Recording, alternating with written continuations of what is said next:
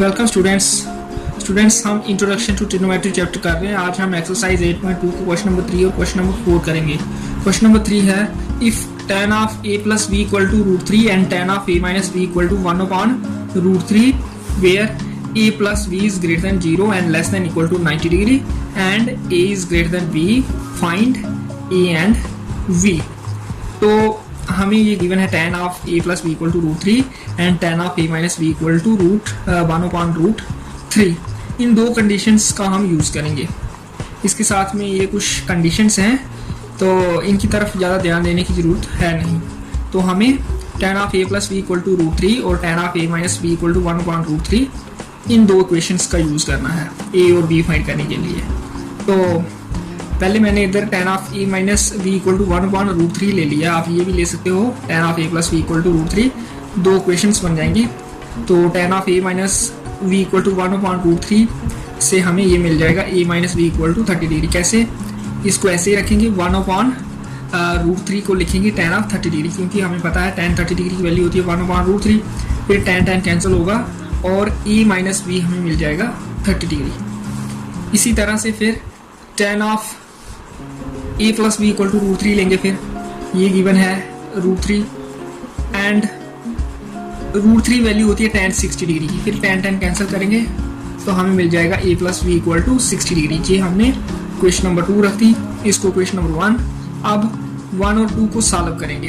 Bye substitution भी कर सकते हैं, बाय एलिमिनेशन भी कर सकते हैं, या कोई और मेथड भी लगा सकते हैं हम। तो यूजुअली हम एलिमिनेशन मेथड यूज़ करते हैं।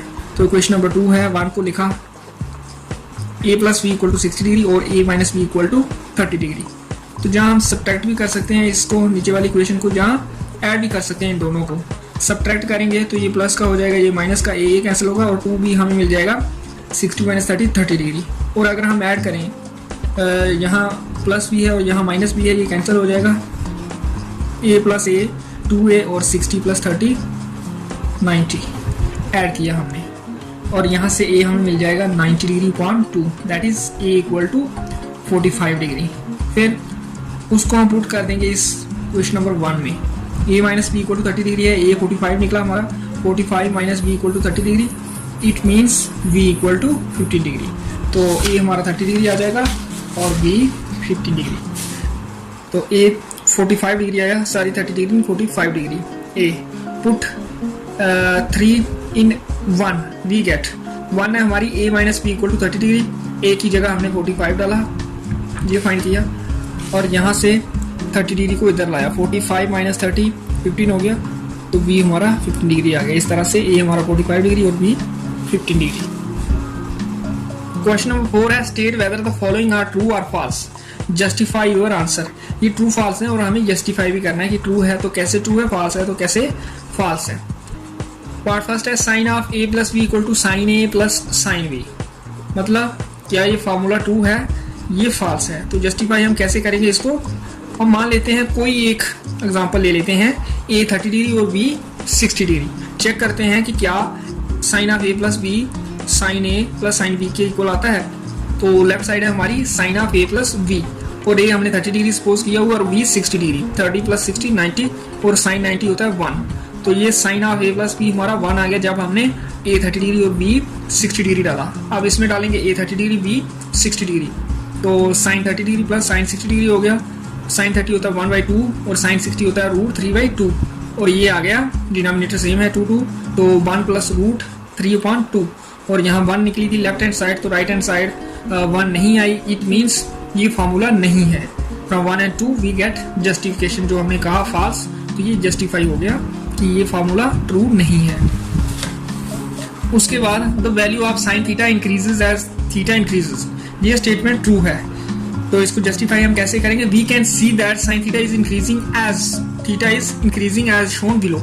जैसे जैसे थीटा इंक्रीज होता है वैसे वैसे साइन थीटा भी इंक्रीज होता है। थीटा मतलब एंगल, तो ये थीटा की वैल्यूज हैं, ये साइन थीटा। हम देख सकते हैं अगर थीटा 0 हो तो साइन थीटा भी 0 आता है। अगर थीटा 30 डिग्री हो तो साइन थीटा 1/2 होता है 0.5।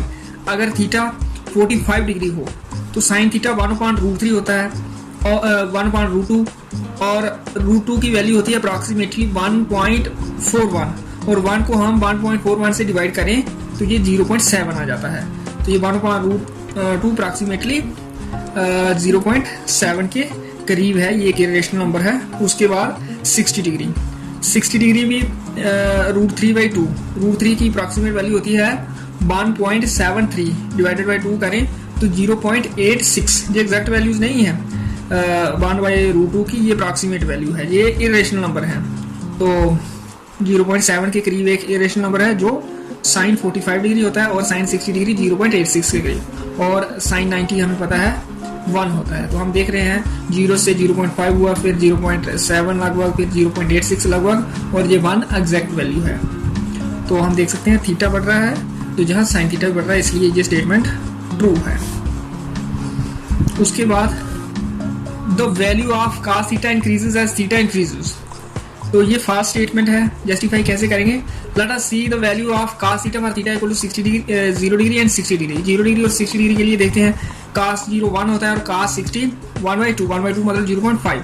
थीटा बड़ा यहाँ 0 से 60, लेकिन वैल्यू 1 से 0.5 हो गई। Therefore cos theta is decreased with the increasing theta.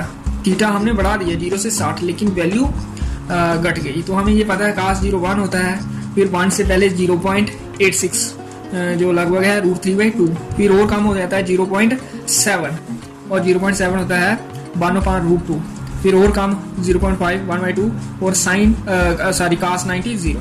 तो ये बढ़ता है साइन थीटा जैसे जैसे बढ़ता है, और cos थीटा डिक्रीज होता है। cos 0 1 होता है, cos 30 ये होता है √3/2 लगभग 0.86, फिर cos 40 यही होता है 0.7, और cos 60 फिर और कम हो जाता है 0.5 लगभग, और cos 90 0 हो जाता है। तो जहाँ भी इसने लिखा है the value of cos theta increases as theta increases, तो जहाँ अगर ऐसे होता है the value of cos theta decreases as theta increases, फिर ये स्टेटमेंट ट्रू हो जाएगी। तो इसलिए ये स्टेटमेंट फॉल्स है। उसके बाद fourth part, sine theta equal to cos theta for all values of theta. तो ये स्टेटमेंट भी फॉल्स है, क्योंकि साइन थीटा और cos थीटा हमेशा इक्वल नहीं होते, किसी एक वैल्यू के लिए इक्वल हो सकते हैं, जैसे साइन 45 और cos 45 डिग्री दोनों 1/√2। अगर ऐसा होता sine theta equal to cos theta for theta equal to 45 degree, ये स्टेटमेंट ट्रू थी। इसने बोला है हर एक वैल्यू हर एक वैल्यू के लिए ये इक्वल नहीं होते। जैसे साइन 0 0 होता है, cos 0 1, तो हम जैसे यही लिया थीटा हमने 0, तो साइन 0 0 और cos थीटा 0 के लिए cos 0 और ये 1। तो जहाँ लिखा है for all values of theta equal, तो ये ट्रू स्टेटमेंट नहीं है, क्योंकि हमने एक एग्जांपल दे दी कि थीटा अगर 0 डिग्री हो तब साइन थीटा और cos थीटा डिफरेंट है। तो हमारा ये जस्टिफिकेशन हो गई। Therefore sine theta is not always equal to cos theta for all values of theta, सभी वैल्यूज के लिए इक्वल नहीं है। और लास्ट पार्ट है cot a is not defined for a equal to 0 degree. ये भी ट्रू है। हम जो टेबल जिसमें वैल्यूज हैं डिफरेंट ट्रिग्नोमेट्री रेशियोज की फॉर स्पेसिफिक एंगल, वहां से भी देख सकते हैं कि cot 0 डिग्री नॉट डिफाइंड होता है। तो ये ट्रू है। जस्टिफाई कैसे करेंगे इसको? For a equal to 0 degree cot a मतलब cot 0 डिग्री होता है रेसिप्रोकल tan 0 डिग्री का, मतलब cot 0 degree equal to 1/tan 0 degree tan 0 0 1/0 not defined. तो इस तरह से इसको जस्टिफाई करेंगे कि cot a is not defined for a equal to 0 degree.